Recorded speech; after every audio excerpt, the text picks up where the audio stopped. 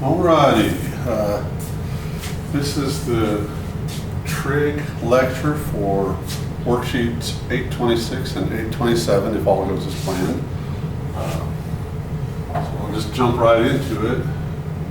The student will define trig functions in terms of opposite, adjacent, and hypotenuse. Those are abbreviations.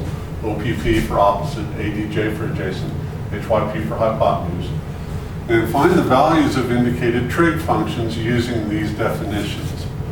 I want to introduce a couple of variables you're going to see. Instead of x and y in trigonometry, we often use theta, alpha, beta, phi, and stuff like that. So I'm just going to introduce a couple of them today.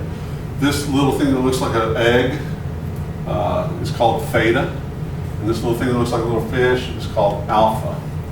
And I'm going to use those instead of x's and y's today. And so when you get to college, if you see them, you'll be familiar with them. The trig definitions and their abbreviations, you might remember these from geometry. They did that towards the end of the year. The trig definitions and their abbreviations. Sine is abbreviated SIN. Don't call it sin, sine. It's a trig function. It's defined as opposite over hypotenuse. And I'll put this into some context here in just a second. But I'm just going to give you the definitions, and then we'll take these definitions and use them in a triangle, and hopefully the context will become clear. Cosine, the abbreviation is COS. You pronounce it cosine. And cosine theta is adjacent over hypotenuse. The tangent is abbreviated tan theta equals opposite over adjacent. Cosecant theta is abbreviated CSC theta equals hypotenuse over opposite. The secant is abbreviated SEC. Secant theta is hypotenuse over adjacent. And the cotangent is abbreviated COT.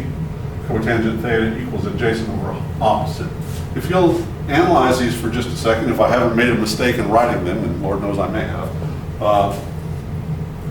you'll notice that sine is opposite over hypotenuse, cosine is adjacent over hypotenuse, tangent is opposite over adjacent, and then these three are these three flipped over.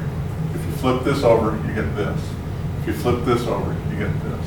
If you flip this over, you get this. So you only really need to remember three of them, and remember which one is the inverse of the other. Inverse is what you get if you flip something over. So here we go. I'm going to try to put these ideas, these definitions, into some context. When we're looking at a right triangle, which is what we're going to be using initially, we're going to be dealing with right triangles. We're dealing with a triangle that has what we call two legs. Those are the two shorter sides of the triangle. And the hypotenuse, which is the longest side of a triangle if it's a right triangle. And from the perspective of either one of these interior angles that are acute angles, we'll have an adjacent side, an opposite side, and a hypotenuse, okay? So let's take a look at theta right here. The adjacent side, the word adjacent means next to. You can think of it that way. Like the room that's adjacent to mine would be Mrs. Yeager's room, right next to it. So if I'm right here, I've got an adjacent side, which is right here, an opposite side, the leg that is opposite me is this side right here would be A. So the adjacent is B, the opposite is A, and the hypotenuse is right here. Now this is right next to it too, but we never call the hypotenuse the opposite or the adjacent. So it's always the shorter two, the legs of the right triangle, that are going to be referred to as opposite or adjacent, and that's going to be within the context of which angle we're talking about, the two smaller angles, acute angles inside the triangle. Which one we're talking about, the perspective from which one will be opposite and the other will be adjacent. Okay. Looking at this one, the triangles won't always be set up like this, they may be set differently. If I said, here we have alpha, if I said what is the sine of alpha, well the sine is defined as opposite over hypotenuse, so the sine of alpha would be A over C. If I said, what is the cosine of alpha? You would say, well, the cosine of alpha is adjacent over hypotenuse, which is right next to it, and the hypotenuse will always be the long side. All right. If I was looking at sine theta, the sine of theta would be opposite over hypotenuse, so it would be B over C. Cosine theta A over C, adjacent over hypotenuse. The tangent of theta would be opposite over adjacent.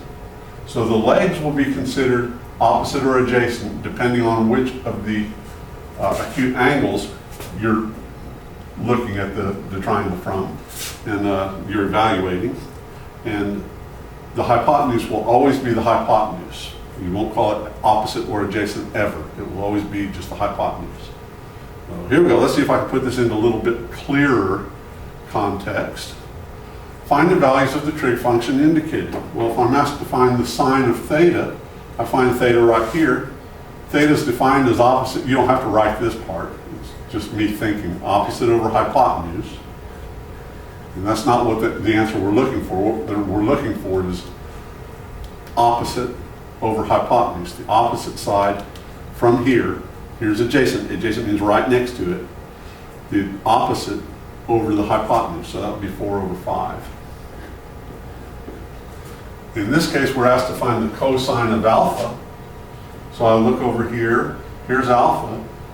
The cosine is defined as adjacent over hypotenuse. Cosine adjacent over hypotenuse. So from this perspective right here, the adjacent side is 6. And the hypotenuse, of course, is always the longest side. So from here, adjacent is 6 over 10. And if you can, reduce your fractions. In this case, this will reduce to 3 over 5. Okay. And the tangent of theta. Now, on today's worksheet, we're going to, I'm going to do an alpha in there. We call that theta. There we go. The tangent of theta. This triangle is missing a side. So what we're going to have to do is two things. We're going to have to use our Pythagorean theorem to find this missing side and then evaluate the tangent of theta. Okay, so remember that when we're dealing with right triangles, we can find missing sides, remembering that the legs, the sum of the square of the legs of a right triangle is equal to the square of the hypotenuse. A squared plus b squared is equal to c squared. And it doesn't matter which one you call A and which one you call B, as long as it's legs. C will always be the hypotenuse. A squared plus b squared equals c squared, where c is the hypotenuse. You call this one B and this one A, it doesn't matter. C must be the hypotenuse. So with that in mind, I'm going to come down here, and I could call this A or B. I don't know what it is, so I'll just call it A. I could just as easily have called it B. That would make this B, and C is always the hypotenuse. So in order to find A, I'm going to use my Pythagorean theorem. A squared plus B squared equals C squared. A squared is unknown. B squared would have to be this leg right here because C is always the hypotenuse. So that'd be 5 squared is equal to C squared is 13 squared. This will give me A squared plus 25 is equal to 169. And then I solve this for A. I subtract 25 from both sides. A squared is equal to 144. I take the square root of both sides, and A is equal to 12. So now I know the value of A, and I'm able to find the tangent of theta. The tangent of theta is opposite over adjacent. That would be 5 over 12. And that's what we're going to be doing on the attached worksheet. You'll use the Pythagorean theorem. You will find the missing side. And once you find the missing side, you'll use your trigonometric function definitions to evaluate the indicated trig function for the given right triangle.